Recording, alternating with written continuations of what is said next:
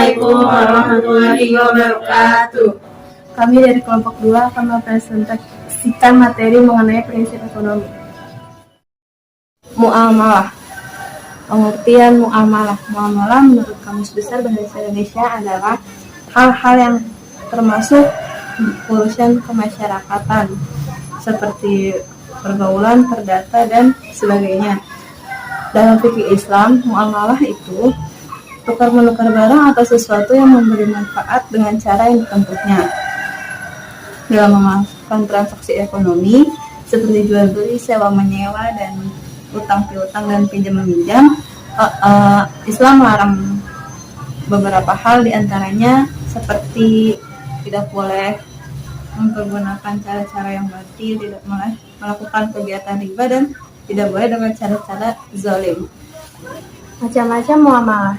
Yang pertama, jual beli. Jual beli menurut syariat agama ialah kesepakatan tukar menukar benda untuk memiliki benda tersebut selamanya. Syarat-syarat jual beli. Syarat-syarat jual beli yang pertama, penjual dan pembelinya harus seorang yang balik, berakal sehat, dan atas kehendak sendiri. Yang kedua, uang dan barangnya. Uang dan barangnya yang pertama harus halal dan suci. Yang kedua, bermanfaat. Yang ketiga, keadaan barang dapat diserah terimakan. Yang keempat, keadaan barang diketahui oleh penjual dan pembeli. Yang kelima, milik sendiri. Yang ketiga ialah ijab qabul.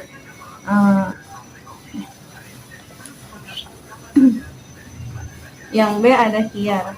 Pengertian khiyar. Khiyar adalah bebas memutuskan antara meneruskan jual beli atau membatalkannya. Dan yang kedua ada macam-macam khiyar.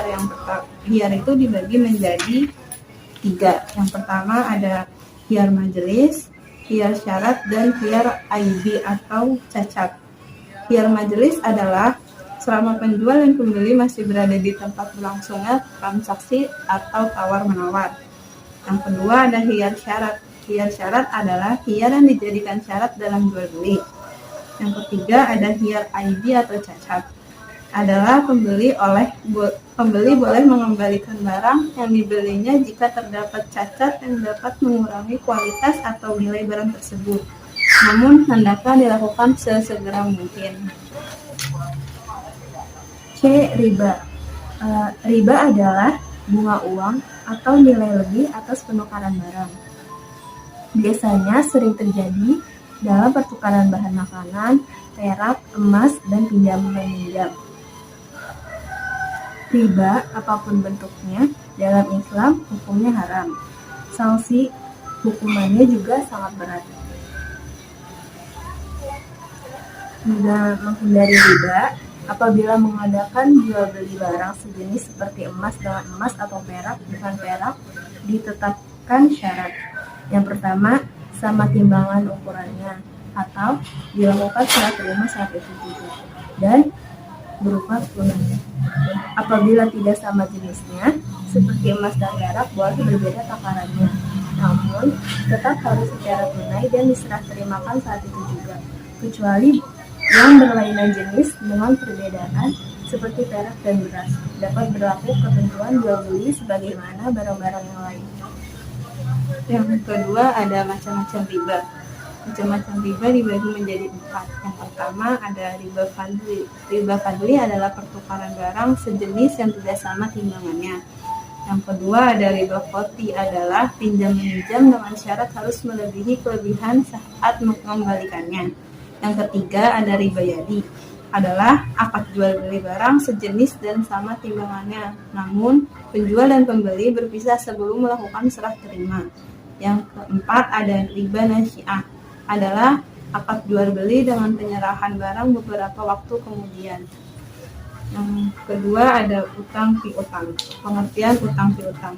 Utang piutang adalah menyerahkan harta dan benda kepada seseorang dengan catatan akan dikembalikannya pada waktu kemudian.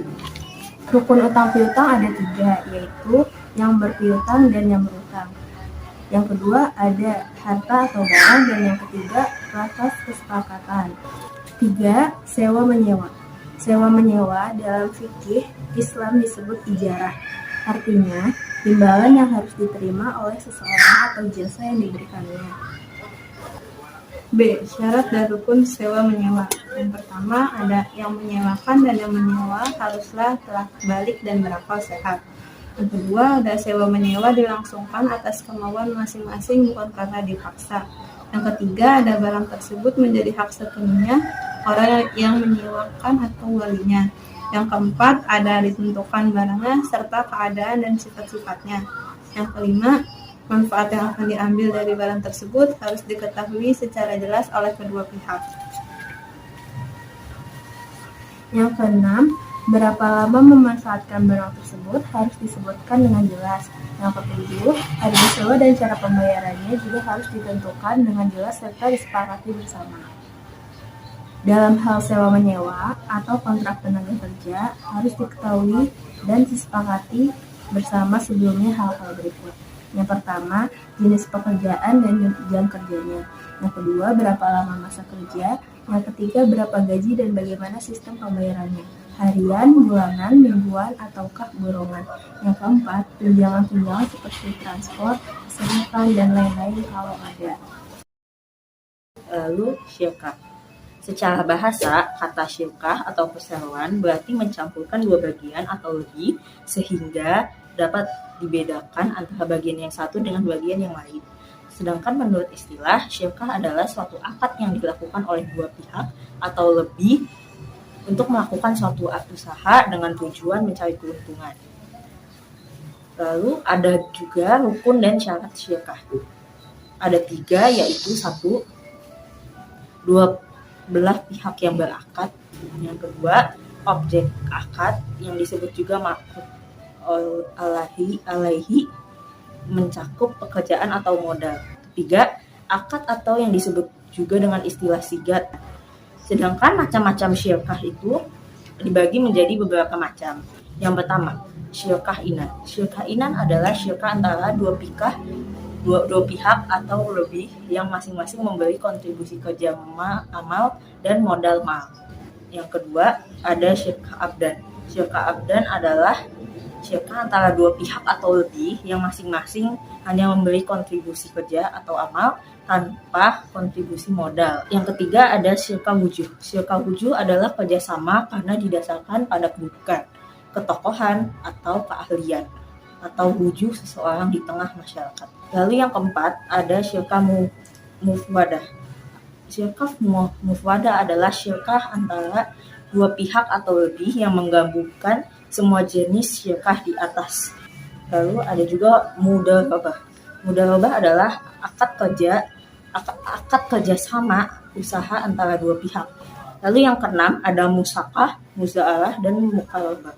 Musaqah adalah kerjasama antara pemilik kebun dan petani. Muza'arah dan muqarabah. Muza'arah adalah kerjasama dalam bidang pertanian antara pemilik lahan dan petani penggarap. Sementara muqarabah ialah kerjasama dalam bidang pertanian antara pemilik lahan dan petani penggarap. Perbankan. Pengertian perbankan, bank adalah sebuah lembaga keuangan yang bergerak dalam menghimpun dana masyarakat dan disalurkan kembali dengan menggunakan sistem bunga.